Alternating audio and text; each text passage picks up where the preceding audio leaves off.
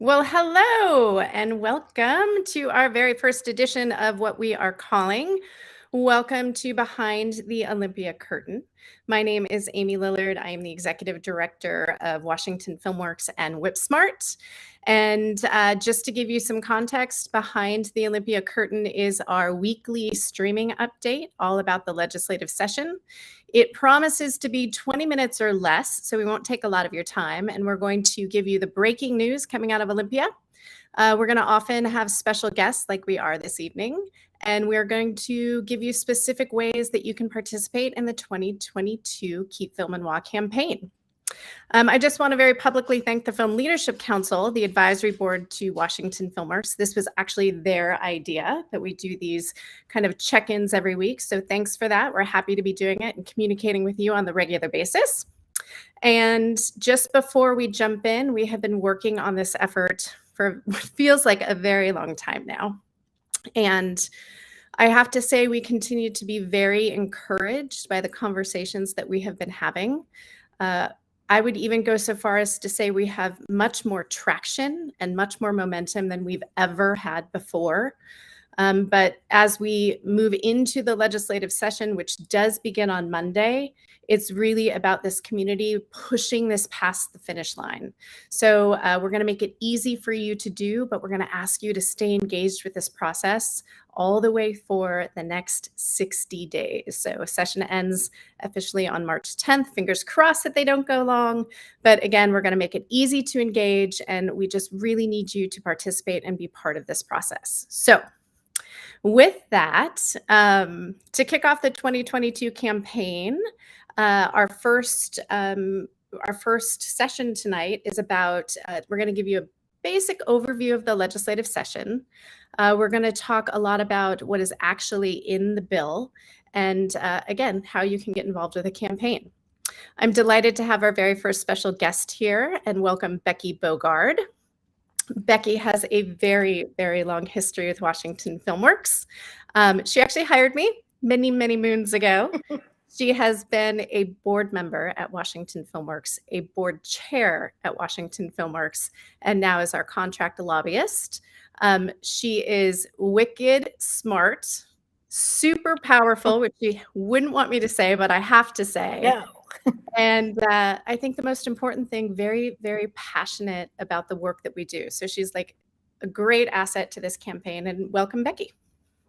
Thank you very much, Amy. I'm really, really pleased to be here. And I'm pleased to be working on this project. As Amy indicated, I've been involved with this program since the very beginning, and it's always bugged me. While we've been able to get it renewed, we've never been able to get it increased. And it is time for an increase. It is an industry that goes well with so many other things in this state, like tourism, and I also do a lot of work in that area. So I'm very, very pleased to be working on this project. I suppose I should talk a little bit about the legislative session and kind of what to expect. Yeah, for you to start there. This is, as Amy indicated, it's a 60-day session. It's a short session. So we have to move fast. And this is going to be, at least at the beginning, another virtual session. Last year, we had a virtual session because of COVID. We thought we were going to have an ability to do some in-person meetings at first. But because of the advent of the Omicron variant, we have, that the legislators have changed the rules so that you can't meet with them in person in the legislative buildings. Not all of the committee sessions will be virtual, and all of the House sessions will be virtual.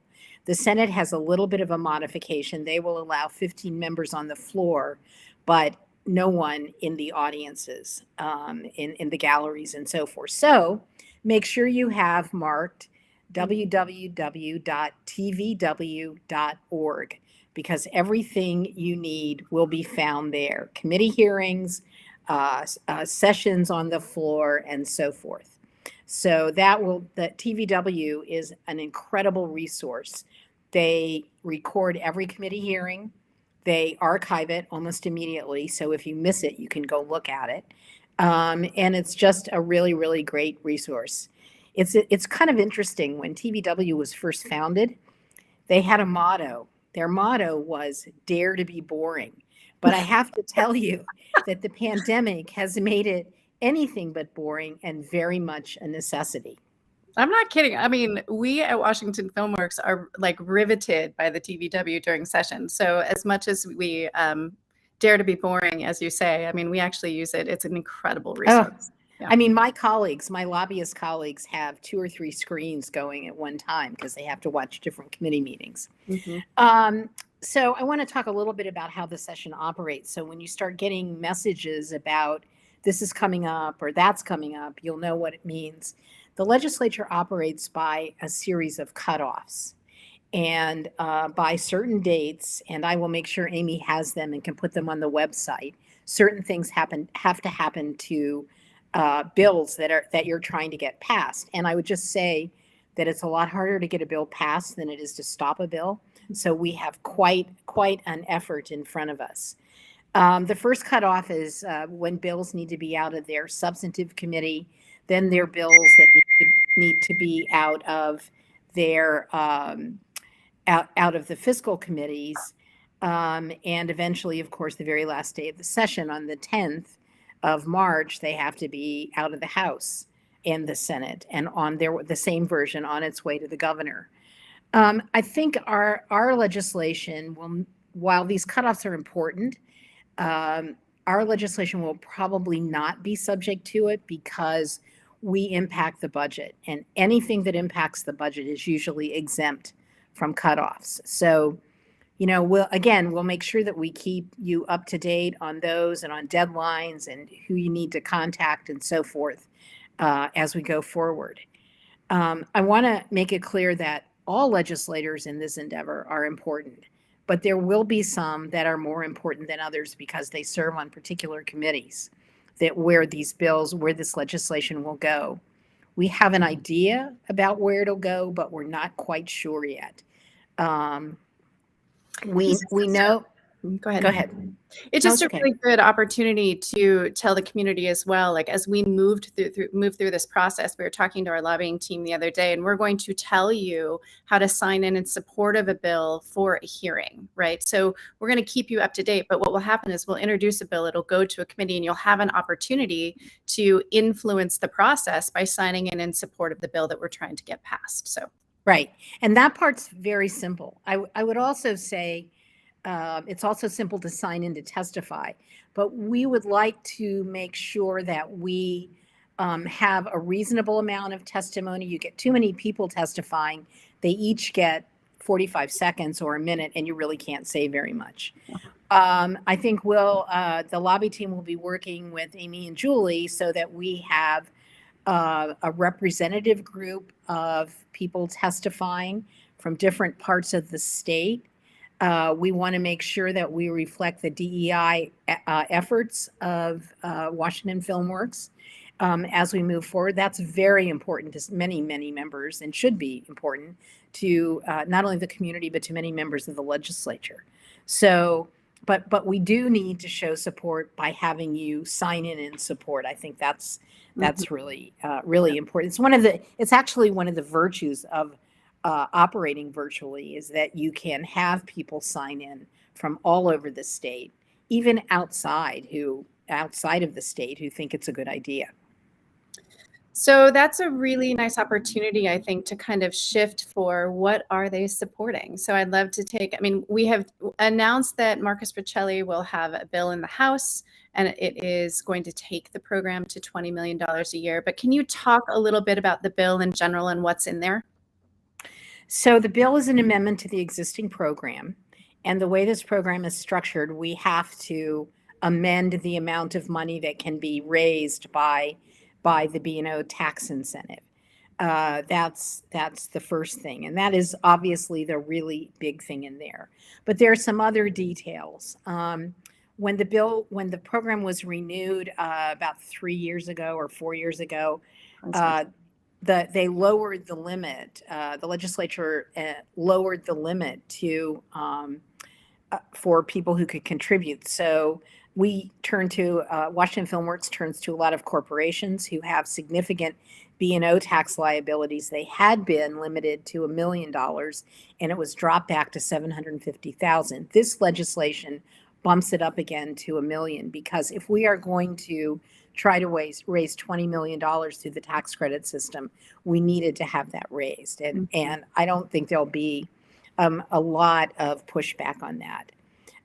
With respect to the tax credit, one of the things that's happened, or that we've realized has happened, is that those who make a contribution to Washington Film Works get a form at the end of the year from the Department of Revenue that says, by the way, how many jobs did you create with that tax credit? Well, I mean, this is not a typical tax credit, as you may know. And so the fact that I give money to Washington Film Works, I didn't create any jobs. I just implemented it and made it so that Washington Film Works could create jobs. So we're changing that. We're proposing to change that requirement. Mm-hmm. We're also making some adjustment in the board of directors.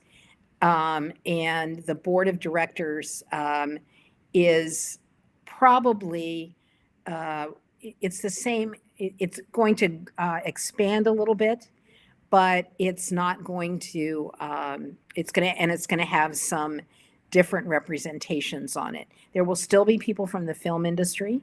Mm-hmm. There will be people representing labor unions. There'll be people representing those industries that are ancillary to the film industry. There will be the two co-chairs of task forces for Washington Film Works. One is the DEI task force. I can't remember what the other one is. Equity co-chairs would then be voting members of the board. Mm-hmm. Right. And there will also be a place for a representative from the industry, the gaming industry, i.e. like the Nintendos of the world. We've been working with those folks on it. We think we haven't seen the final makeup of the board, but we think it's pretty much what we have been proposing to folks. Sorry. Go ahead. And I think those are the main. There's also a stronger push for equity, diversity, and inclusion, right. And for encouraging filming in rural areas. Right. I think that's one of the things that, this bill has been in existence since 2007, and a lot of thought went into how to improve it. What we haven't talked about so much over the years is the bill that passed in 2006 was so prescriptive about how we can use money. It was very, we had a very, small group of things that we can spend money on.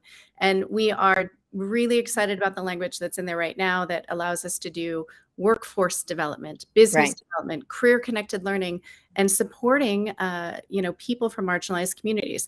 None of that have we had the statutory authority to do before. So it'll open up an opportunity for Washington Film Works that hasn't been there. And this is in direct response to listening to the community and really working with the lobbying team. And the lobbying team really pushed for this.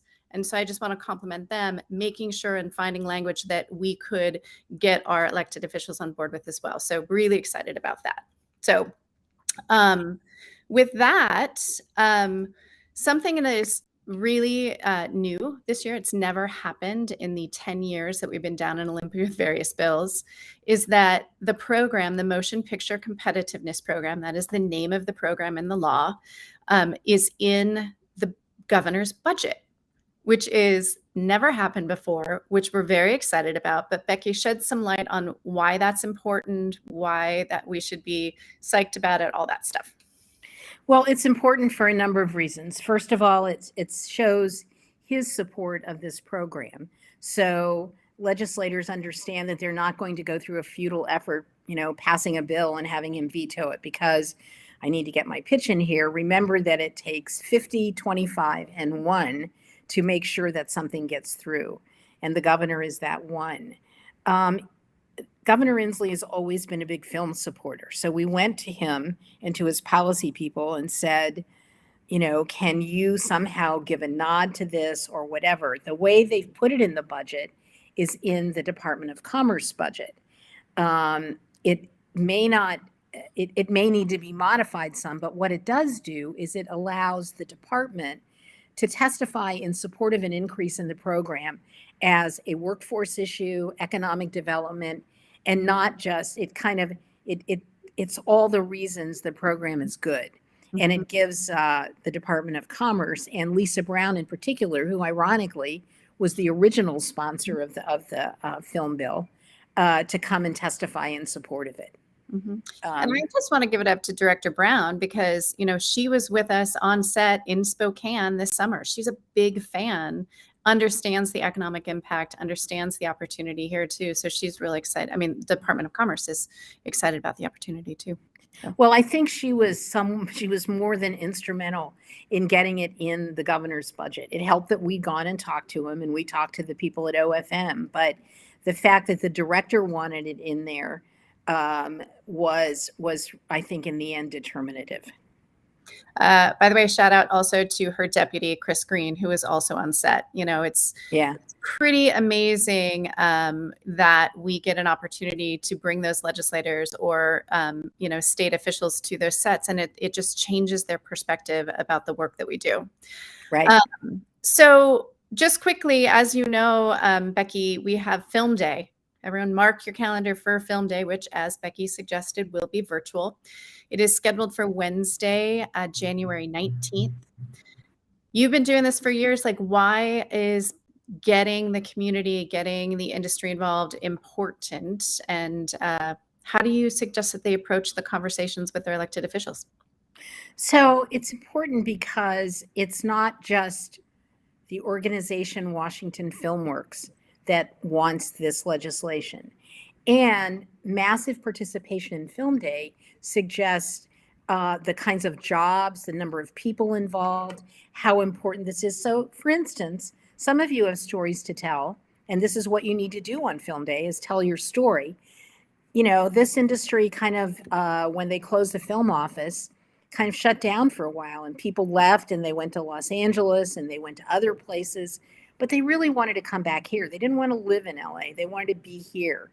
And this state has such great resources that, especially when we started the film program, it brought some back. And we think that we have the potential to bring many more back. I mean, Amy will tell you that on December 1st, she opened up the applications for next year's funding at the $3.5 million level. Got enough proposals to already take up the money way before the first of the year. So I think the broad support, and remember, I may be a lobbyist and I may know these guys really well, but you vote for them. And it's the fact that your constituents and the thing they want to do the most is get reelected. So they want to make sure that they are pleasing you. And taking care of the kinds of things that you need. So that's that in my mind. It's so that when I walk into a legislator's office, which of course I can't do, but when I have a Zoom call with them, they look at me and they don't really see me, who they may know, most likely will, but they see you. And it's important that they see you and that they connect us and they know that what I'm advocating for is really important to their constituents. That is so true. We can give them all the data in the world and they're going to remember what the person who lives in their neighborhood said to them about being in film. Yeah. Absolutely true. So we're coming to the end of our 20-minute window. I want to, again, our promise with these conversations is to give you things to do. So sign up for Film Day is our directive, our big directive of today. We have 92 people signed up, and that's not nearly enough. We're looking for hundreds and hundreds. We just opened the RSVP on Monday, but we are looking for lots more folks from all kinds of different districts. And the other thing I want to mention is that we have, speaking of lots of people, over 800 signatures on our petition of support. So if you have not signed that yet, I'd like to see us get over 1,000, which is where we were last time we did this. So I know you're out there. It's a petition of support. Your mom can sign it, your brother can sign it, your friends can sign it. So please encourage them to do that. And then come back next week. We're going to be back here next week and doing the same thing, keeping you up to date. And next week's topic is going to be very specifically Film Day. So, well, Amy, if I might interject, we will probably also have bill numbers, sponsors, and all of that by then. It's all happening. It is all happening, and it's a little overwhelming. And I just want to reiterate, there's something different, people, this time. So please get engaged, and something feels very possible. And join us, and join us next week too. We'll have another special guest. So thanks, Becky. Thanks. Thank you.